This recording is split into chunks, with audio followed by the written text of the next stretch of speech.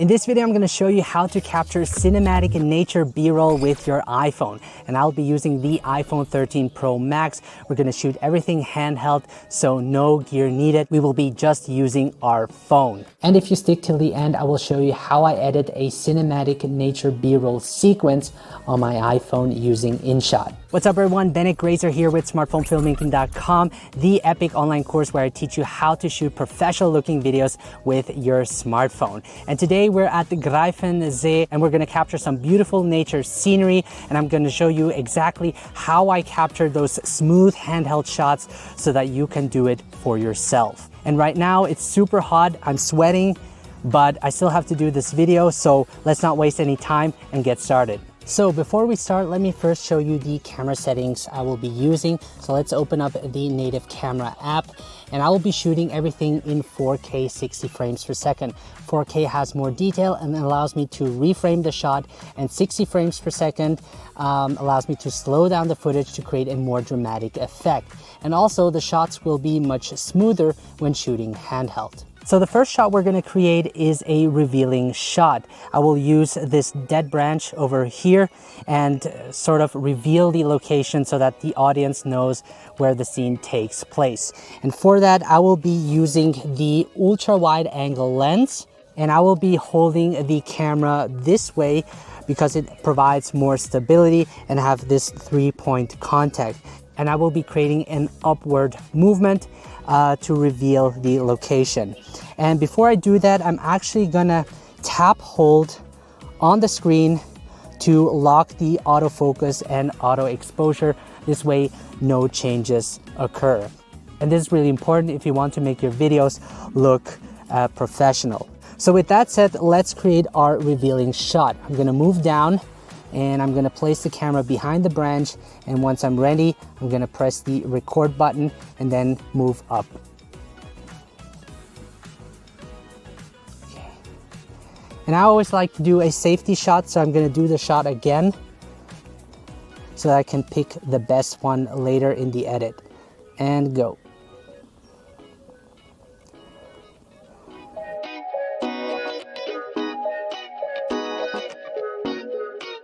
And I'm going to stop the recording and make sure to play back the footage to see if you're happy with it. Otherwise, retake the shot. So now that we have our reveal shot, I'm now going to capture some medium and close-up shots. You want to make sure to record with different focal lengths to make your video look more interesting. And I see a couple of people there stand-up paddling, and I want to capture that in my video. So I'll be using the telephoto lens to get closer, and I will create a slide shot behind those leaves. And I'm actually gonna set focus first on the subject. I'm gonna lock it, and once I'm ready, I'm gonna hit the record button. And action.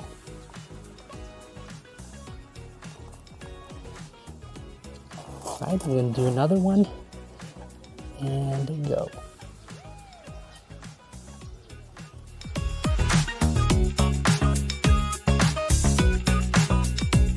So I now want to create a little bit more movement into my shot, and for that I will be using the ultra wide angle lens. This way the movement will be more apparent. And what I'm going to do is actually slide along this branch, which creates a really dynamic shot. And while I do that, I'm going to also sort of create a twist, and let's see how that will look. So I'm going to start over here. I'm going to set focus and exposure, lock it, and then start recording, and then slide backwards.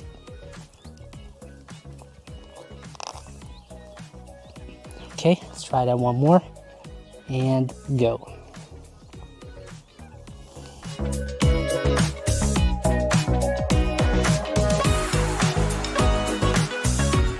So I just discovered some baby ducks, and I'm gonna capture them using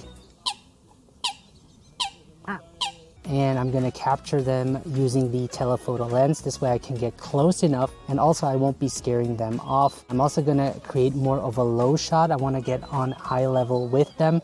And then I'm gonna create a slide shot in the same direction like in the previous shot. So from left to right. Start recording. And I'm also gonna lock the focus and exposure, and then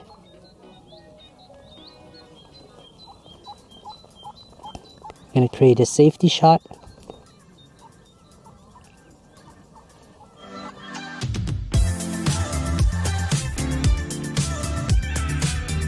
So as you can see, using the telephoto lens can be really useful when shooting animals from far. This way you won't scare them off.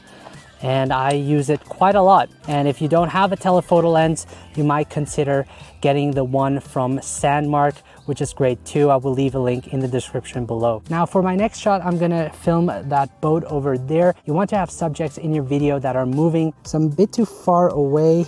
So I'm actually going to use the telephoto lens. Let's see if that works out. Yeah. And I'm going to frame it so that the boat meets the intersection point. And I'm going to lock the focus and exposure and then start recording and create a little slide shot. All right.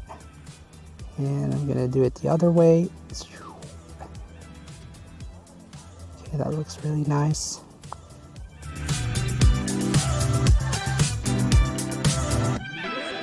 And something else I forgot to mention is make sure to enable grid lines. This way you can compose your shots more easily. This way you can see if your horizon is leveled, because you don't want to be shooting this way. Otherwise you have to fix that in post and crop in. So I'm now going to film this grass, and I'm going to use the ultra wide angle lens to create a bit more movement in my shot. And I'm going to do a push out shot. So let's do that. I'm going to frame it, and then I'm going to lock the exposure and focus. I'm going to start recording and go. All right, create a safety shot and go. Awesome.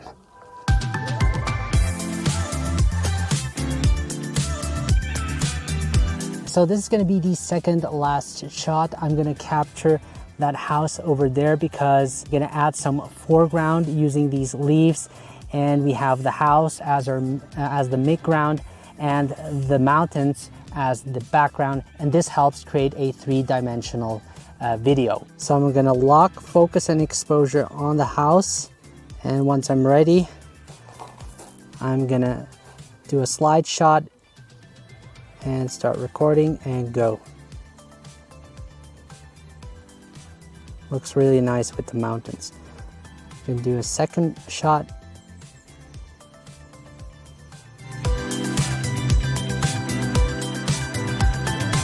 So as for the last shot, I'm actually gonna film myself how I'm sitting over there and gazing towards the lake. I think this is gonna work great as an ending shot. I'm gonna place it on the ground, and I have to be a little bit creative. Just gonna place it a little bit closer, just like that. And I think this is gonna work just great. I'm just gonna leave it how it is. I won't lock the focus and exposure.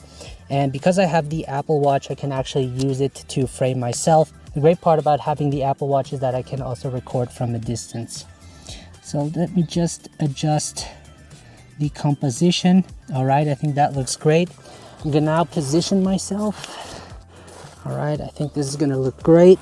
I'm gonna sit over here, and I'm gonna start recording and go.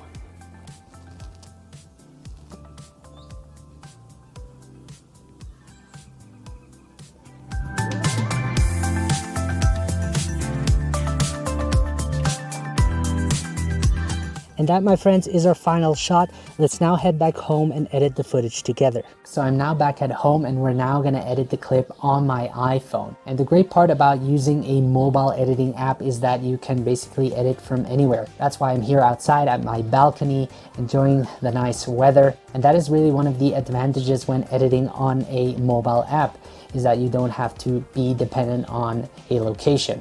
So with that said, we're gonna edit the clips using InShot. If you're not familiar with InShot, it's a free video editing app available for iOS and Android users, and it comes with all the basic tools you need to create a simple edit. I personally have the full version since I use it quite often, and I use it mostly to create quick, engaging videos for my social media. So if you're a beginner, I think InShot is a great way to get started with video editing. So with that said, let's open up InShot, And I'm first gonna play back the finished video with the project timeline so that you guys can see how it would look like.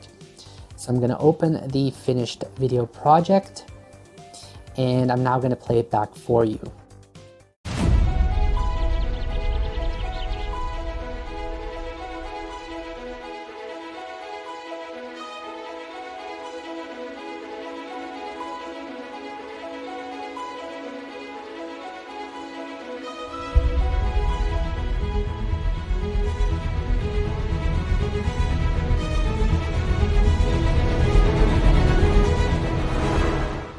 All right, that is basically what we are going to edit today.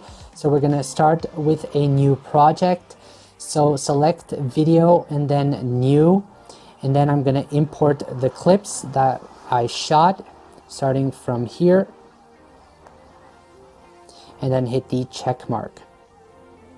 All right, so the clips are already in order, but if you want to rearrange your clips, you can just tap hold on the bottom left. This way you can just drag the clips wherever you like to. So the first thing we're going to do is trim out the bad parts. We're going to do a rough cut, and we're going to start with the first clip. And as you can see, I can skim through it. And I think we're going to start from here. I can select it and then select split, and then delete this part. And then I'm going to select split and then trim the right part. Then we're going to move on to the next clip. I think this shot right here looks good. I'm going to split it again, delete this part, skim over it, and split it again, and delete this part. And I'm going to do this for each clip. I think I'm going to choose this part over here. I'm going to split it, delete this part, and then split it again and delete this part. As you can see, we have to rotate this clip, so I'm gonna head over to rotate. Now that is fixed. So starting from here, I'm gonna split it, delete this part, and then just as my finger come into the frame, I'm gonna trim it by dragging the handle to the left. Let's move on to the next clip. So this part looks great. I'm gonna split it, delete this part, and I'm gonna split again and delete it. So just as I start moving back, I'm gonna split and delete this part. And let me see. Okay, and just as I stop, I delete or drag the handle to the left. Let's move on. I think this part over here. Yeah, I like this part. Split it, delete it, split it, delete this part. And for the last clip, we're going to do the same. I think I'm going to choose this part over here where I just turn my head and gaze to the lake, split it, delete it. So now that we created our rough cut, before we move on to the next step, make sure to select the 16:9 format. So if by default your aspect ratio is set to 9:16, make sure to select 16:9. So now that we have that, we're now going to slow down each clip. Unfortunately, we can't slow down one clip and apply it to all the other clips. We have to do it for each clip. And because we shot it in 60 frames per second, we can slow it down to around 50%. So I'm going to select the first clip, and then I'm going to head over to speed, and I'm going to slow it down to around 50. And we're going to do the same thing for all the other clips.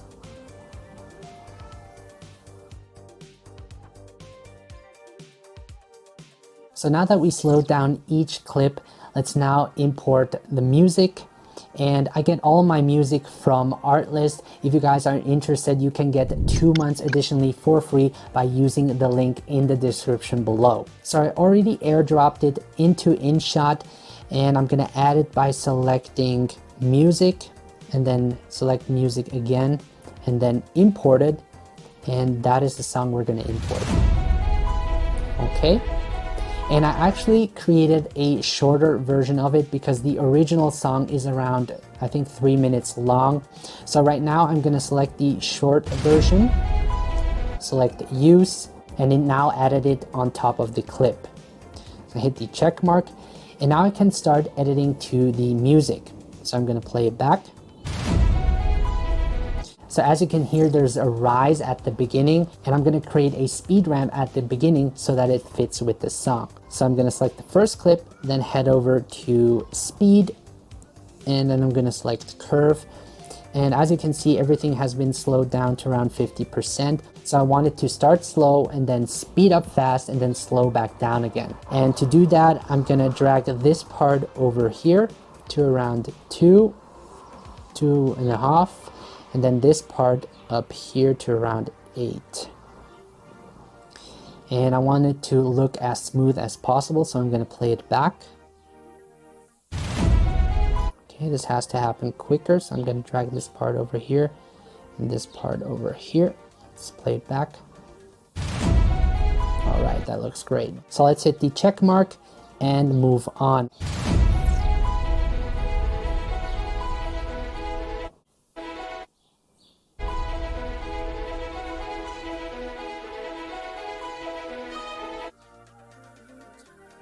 Got it right here. Moving on.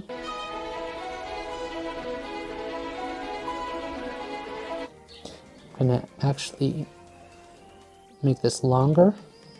I'm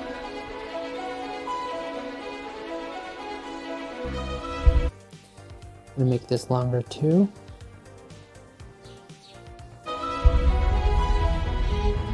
I'm gonna shorten this part.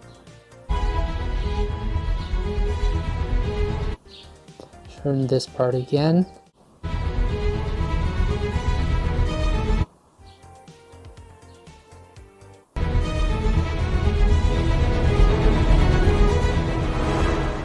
And I'm going to shorten it right as the music stops.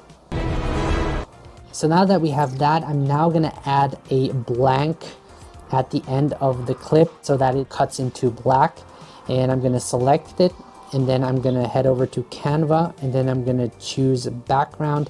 I'm going to set it to black, and I'm going to shorten it so that it finishes with the music.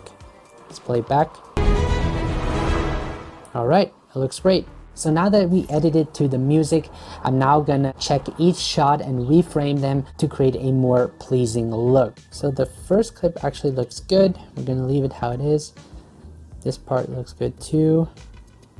We can actually level the horizon on this one. And to do that, I'm gonna head over to crop. So I'm first gonna select the clip, select crop, and then screw. And I'm gonna make sure the horizon is leveled like this. And then I'm gonna hit the check mark. That looks good. This part looks good too. Oh, you can see my finger up there. So I'm actually gonna zoom in a little bit on this one. I'm gonna select the clip, head over to Canva, and then I'm gonna select zoom and just crop in a little bit like that. Hit the check mark. Let's move on. This one looks good. This one looks good too. This one as well. I'm gonna level the horizon on this one as well. I'm gonna select crop, head over to screw, then I'm gonna rotate it like that. Okay. So the next thing I'm going to do is add a title at the beginning of the clip. And to do that, I'm going to select text, and then I'm going to call it The Greifen. All right. And the font I chose is Amatix. I think this looks really great. And I'm actually going to create a fade in at the beginning. And let's hit the check mark. And I want it to start here, and I'm going to position it up here and make it a little bit bigger. All right, and I'm going to select this part until clip end. So it's going to be there until it moves on to the next clip. Let's play it back.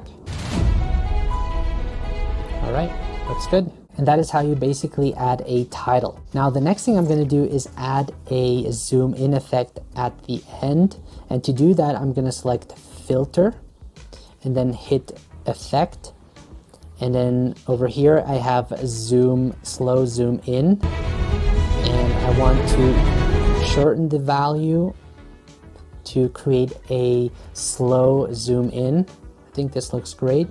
And I want this effect to be applied till the end. So let's see how it looks like.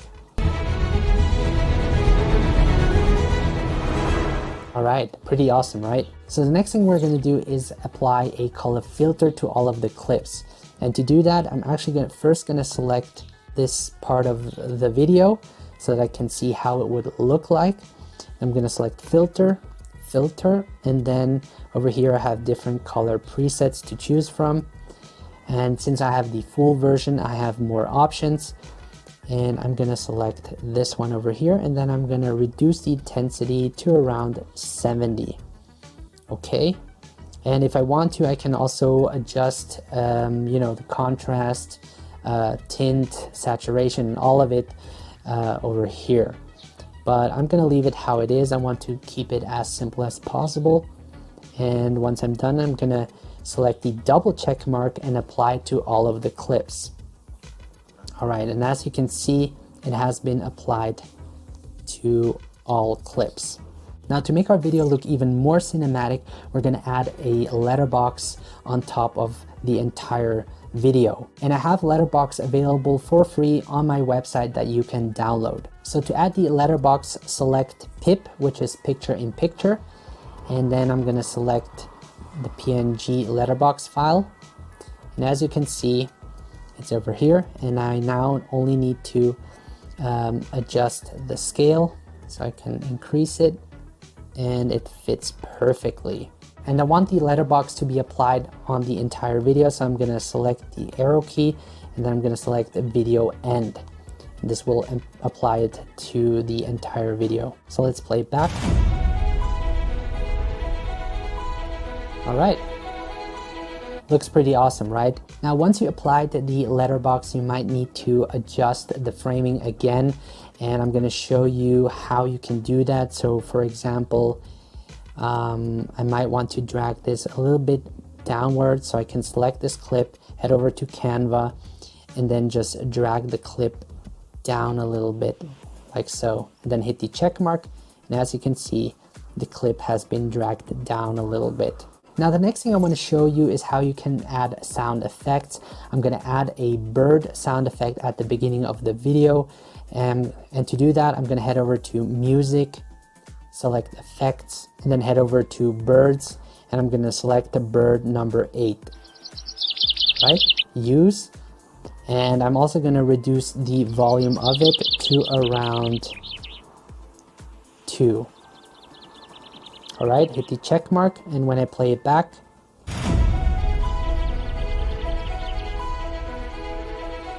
all right, sounds great, right? Adds a little bit more atmosphere. Now that we did that, the only thing we need to do is export our video. Now, if you have the free version, you will see the InShot logo on the bottom right. You can simply click on it and select remove once to get rid of the logo, and you can do that for every project you create. Now I don't have it because I have the paid version. And to export your video, head over to the export icon on the top right, and I'm going to export it in 30 frames per second for my social media, and then hit save. And if you want to, you can upload the video directly from InShot to the social media platform you're using.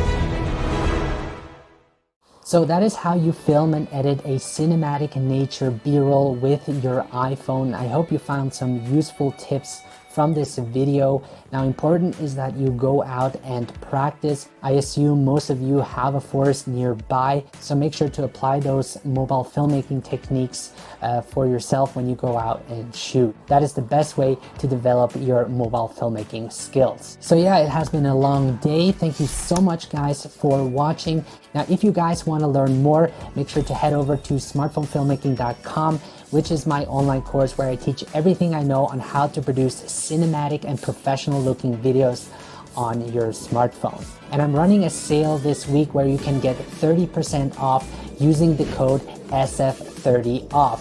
So make sure to not miss out on this opportunity. We'll be happy to see you there. Thank you so much guys for supporting this channel. I wish you all the best. Good luck with filming, and I will see you in the next video.